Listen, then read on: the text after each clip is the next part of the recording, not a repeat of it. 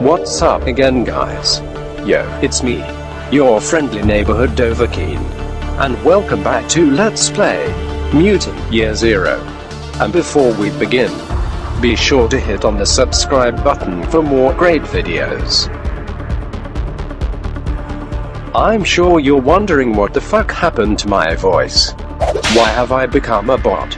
Ha ha ha. This was the text-to-speech voice that I used before, way back in 2017, when I was just starting out in YouTube with my Lineage 2 Revolution videos. Well, besides bringing in some sense of nostalgia, my voice rapidly deteriorated recently. Because as you may not know, I'm just recovering from a serious pulmonary illness. In truth, when I started this MYZ series, I was still on intensive treatment, and coinciding with the fact that I only publish one episode per week. This vid was uploaded back in late April, when COVID-19 was peaking worldwide. So, since I'm already in the high-risk category because of my compromised lungs if I ever contracted the virus, though hopefully unlikely because we're all at home in lockdown, I'm just being extra careful by giving my voice some well-deserved rest. Going back, the previous episode featured a grand battle against bots. 6 to be exact.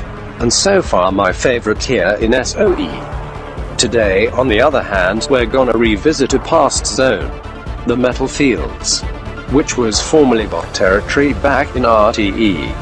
Now it's occupied by two stupid brain boys, Trainspotter and Railfan. By the way, as per my final gear revamp, I'll do that after clearing this map.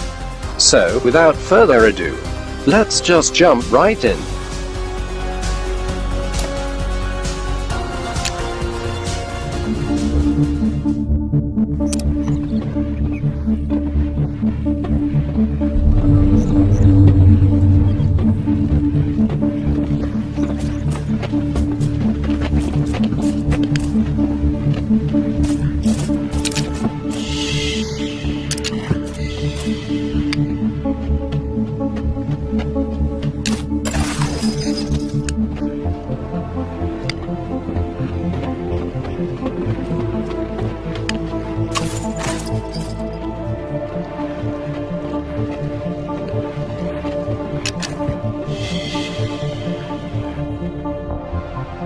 I already finished Big Khan's mutation build back in episode 28, when I revisited the high road. But since then, I gained a few extra points. So I unlocked iron legs as well. And that's what we're gonna use in this situation. When the hunter reaches this spot, Khan will jump to push him off the roof. Anyway, you ask, why this exact spot? Because there's a gaping hole in the roof, which draws a clear line of fire between him and where the hunter will land. If you otherwise did this on any other part of this train coach, Khan won't be able to do a follow-up attack.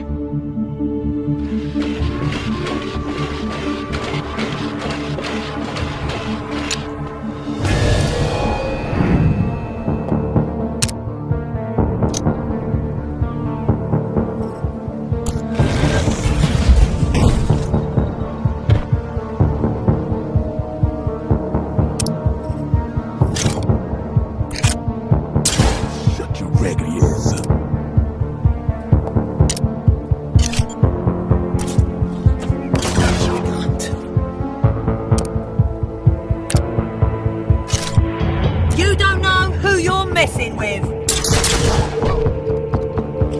I hated that asshole. Get your asses over here.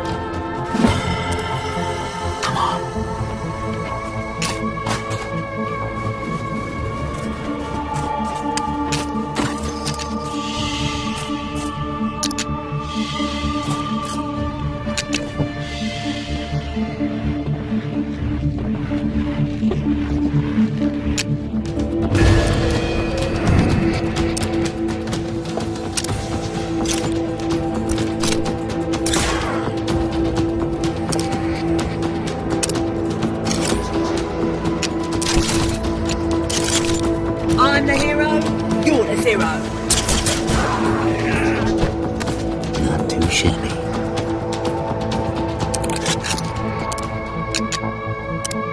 Hey, follow me.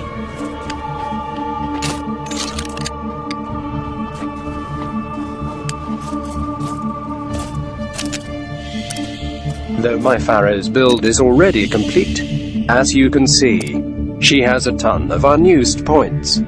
So, since I need super tendons for this scenario, I'm gonna unlock it as well.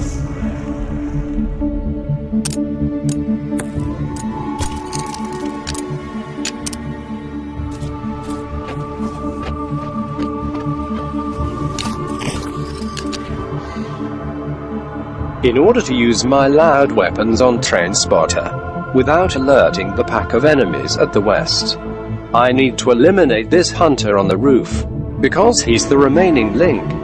So, besides using Pharaoh's super tendons to get up there, to assist the accuracy of Borman and Khan, due to the penalty of attacking someone on high ground, I will throw in a pre-fight chem flare.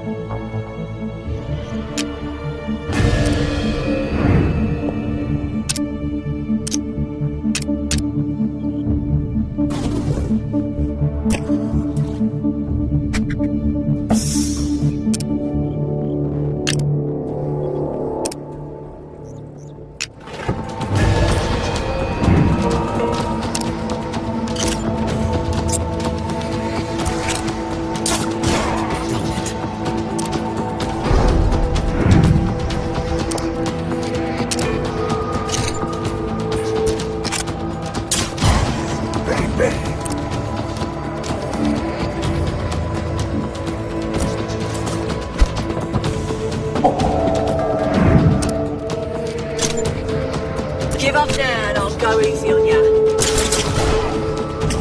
Not too shimmy.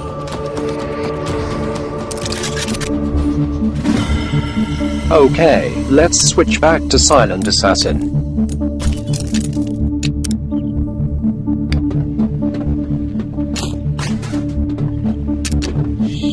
Get your asses over here.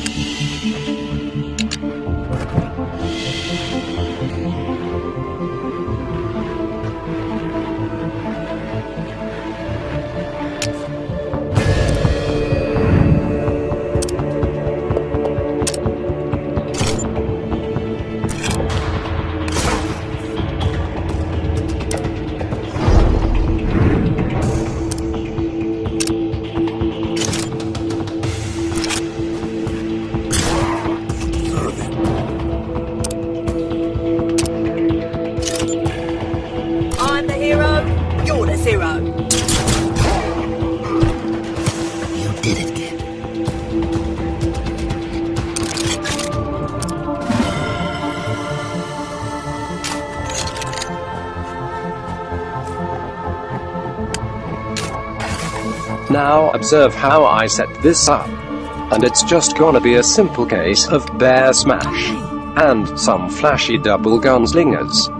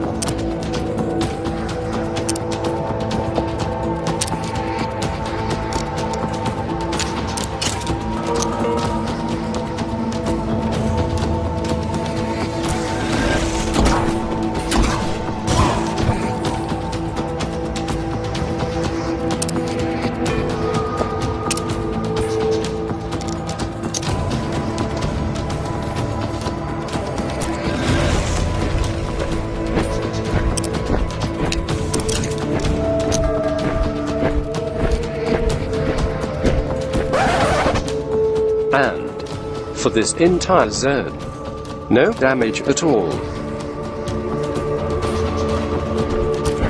You don't know. Come on, the hero. Zero. Yeah! We did it!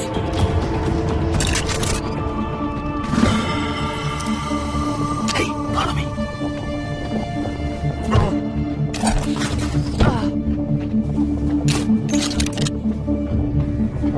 Come on, let it be something good.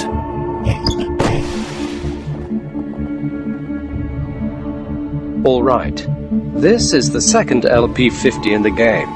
And, in terms of damage, it's almost in par with the PC98 when fully upgraded. Which means that it is time to let go of Pharaoh's LR678. That's why I went extra flashy in that fight earlier, to honor the retirement of that gun. It served me well.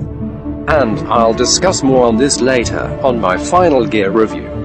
Anyhow, I did my initial gear revamp for SOE back in episode 25. And the link is in the description. Okay, let's go back to the Ark at Deltas to tinker with my arsenal. But of course before that, this map's loot recap.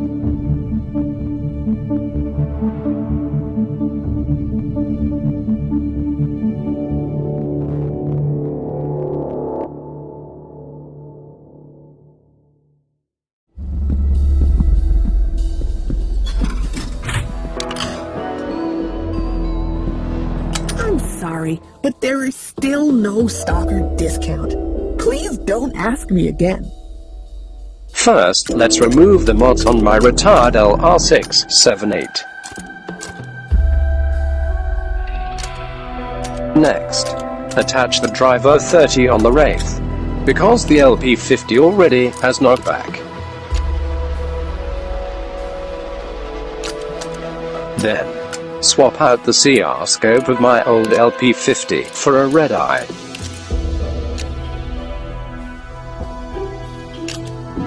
Now let's level 3 our new LP50 and put on the CR scope and a broiler 50.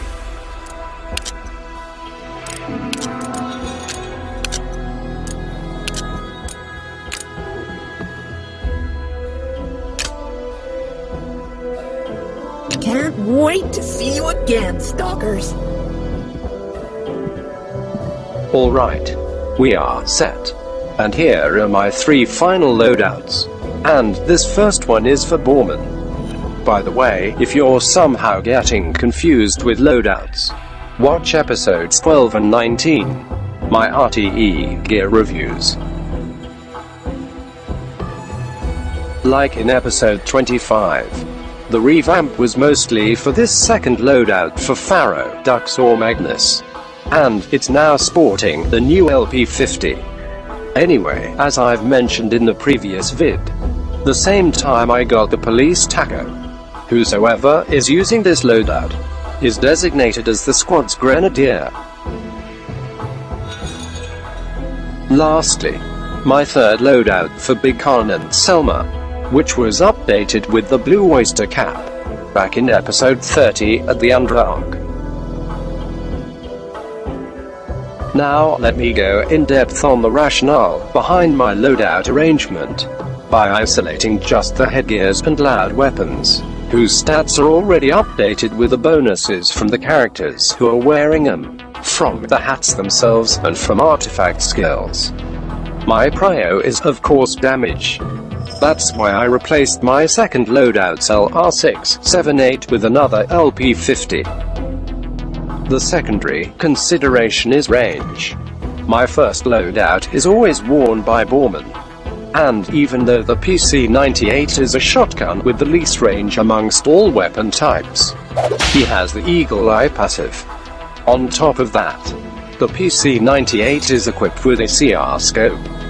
And speaking of that, remember earlier at Deltas, I transferred my other CR scope from the old LP50 to the new one of my second loadout, because my third loadout's blue oyster cap provides 10% more range bonus than the police taco. By the way, in case you haven't noticed, the game provides you with these two great range boosting helmets, because it wants you to use the two LP50s. Yes, the devs intended that. Mind blown, right? Lastly, on the variability of headgear for different scenarios, which I've already tackled in those previous gear review vids that I mentioned. However, I just wanna touch on the last one which I haven't obtained yet. So, yes, heads up. This is a spoiler. The Helm of the Speaker, which guarantees 100% crits when on high ground.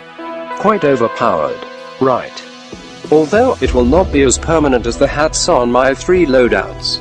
Without doubt, I'll use it when situations demand. And that's all there is for now. Thanks for watching. Also, check out other videos from Sabbath Clan Philippines. And don't forget to subscribe. See you on my next vid. Peace out, yo.